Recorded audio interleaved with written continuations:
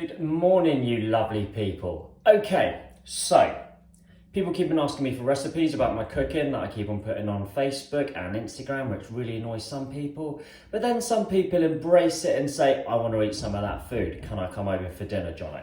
So what I'm going to do today, I'm going to do a really traditional Malaysian curry. This is what my mum has passed down through all of her children, me and my sisters. But it was also passed down from my father's mum, my papa, my Chinese grandma. So we're going to do a traditional Chinese Malaysian curry. Okay, so recipes, what you need 1 whole white onion, you need 3 cloves of garlic, you need about a 50p piece of fresh ginger. With the ginger and garlic, if you want to just take the jar stuff, that's all finely chopped, absolutely fine. I just like the fresh stuff because it brings out the flavour. Also, I've got 5 star anise. The 5 star anise are the really important bit because that's the Chinese 5 spice that will come through in the flavours. We then got basic curry powder. You can use any kind of curry powder, to be honest with you. Just depends how hot you want it to be.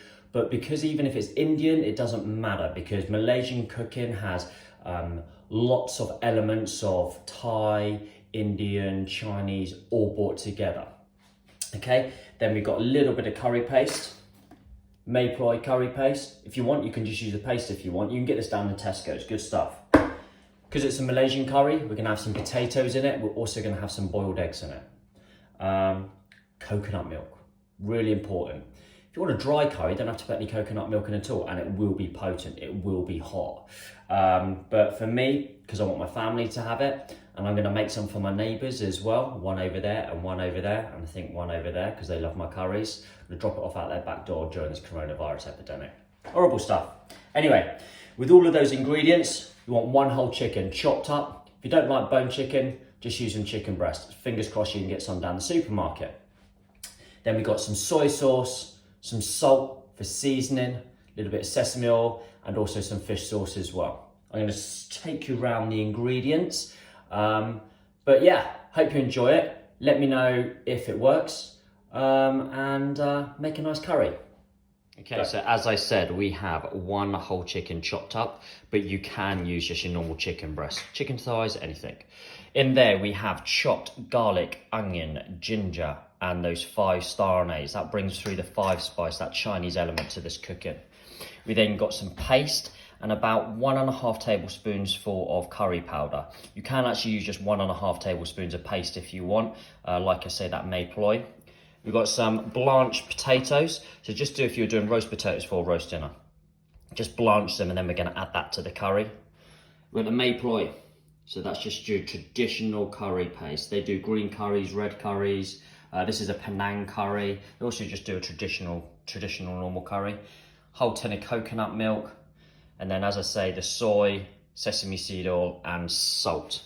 And then we've got our 3 boiled eggs, those 3 treasures that we're gonna traditionally have in a Malaysian curry, okay? Okay, so, got a quite a decent sized pan there. Gonna stick all of the onion, garlic, ginger, 5 spice, everything like that into the bowl. We're gonna fry this up. Okay, so that all fried up in there. Then what I'm going to do is I'm going to add all the curry powder and the curry paste. Open your windows for this because it might actually get a bit stinky, and also if you're using powerful curry paste and powder that I'm using, might hurt your eyes a little bit. Another thing I'm going to do is just add a little bit of water. Oh, the smell. Okay.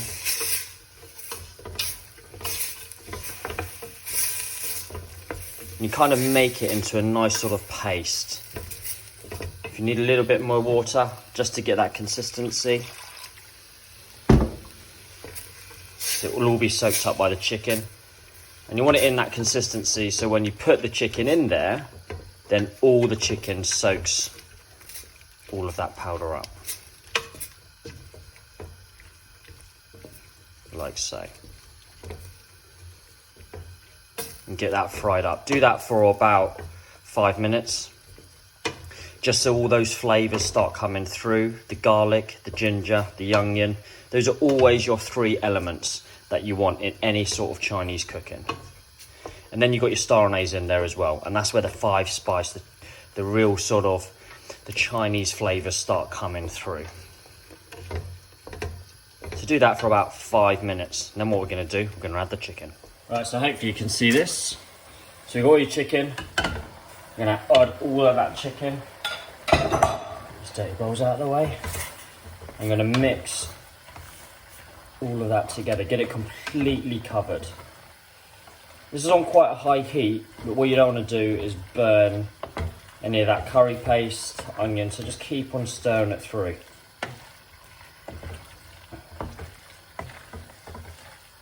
Get it nicely covered with all the paste, so all the flavours are getting into the chicken.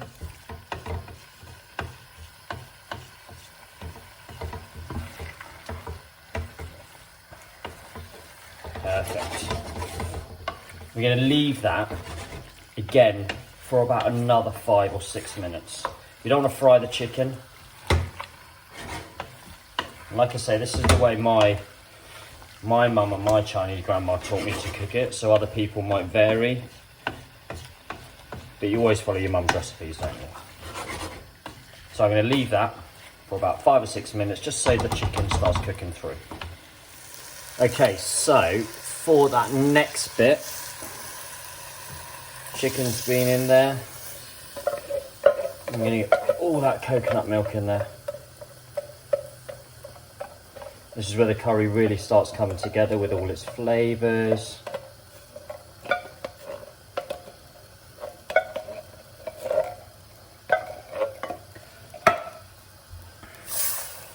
And the good thing about this curry is that you don't have to use chicken.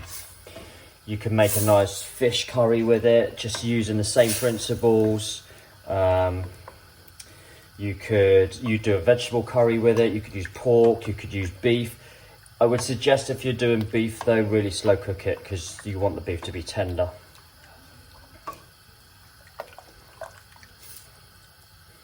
Okay.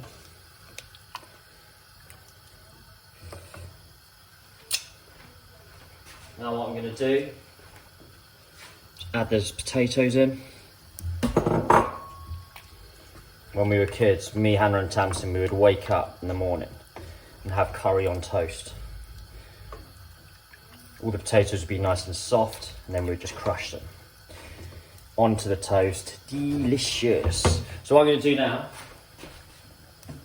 I'm going to add some seasoning. So I would suggest a really good gulpful. So do probably about 3 or 4. Soy sauce.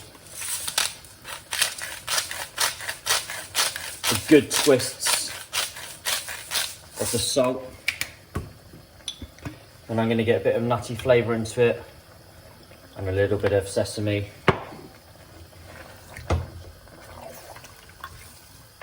And again, just mix that all up. And then you can really start smelling it all coming through.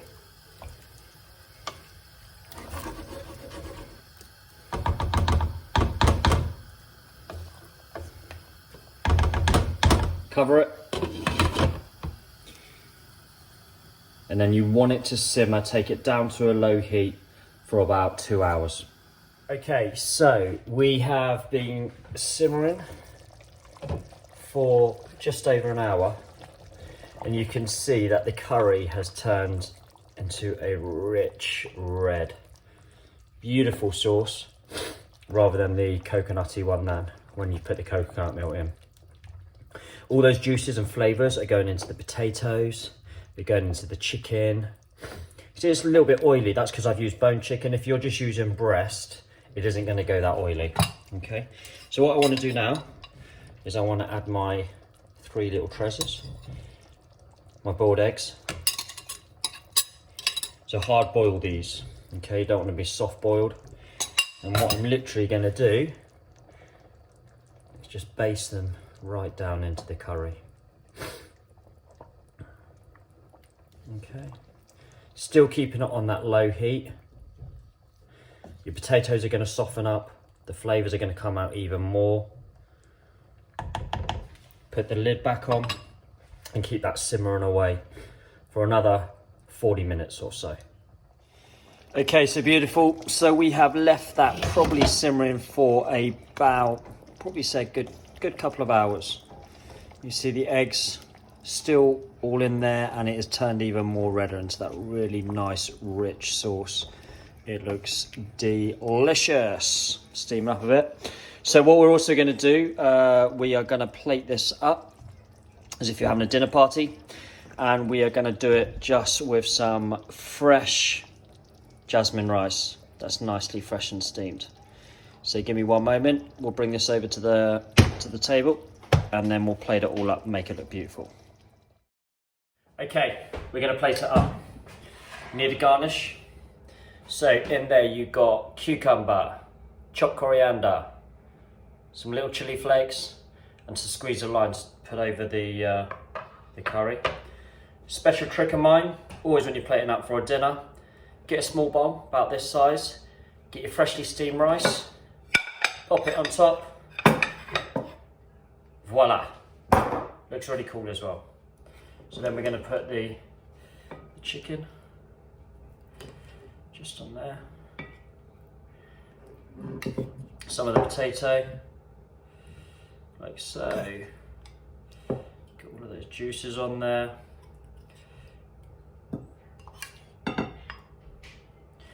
And you guessed off this as well because it looks good. Then, so you can see it a little bit better. Get that out of the way. We are then going to put 4 pieces of cucumber just over there, like so. I'm going to sprinkle the coriander over the curry. Sprinkle the chili flakes over the rice. And then you squeeze a lime. And there you have it. My mum's famous Malaysian chicken curry. Bon appetit, team. Hope you enjoy. Let me know what you think.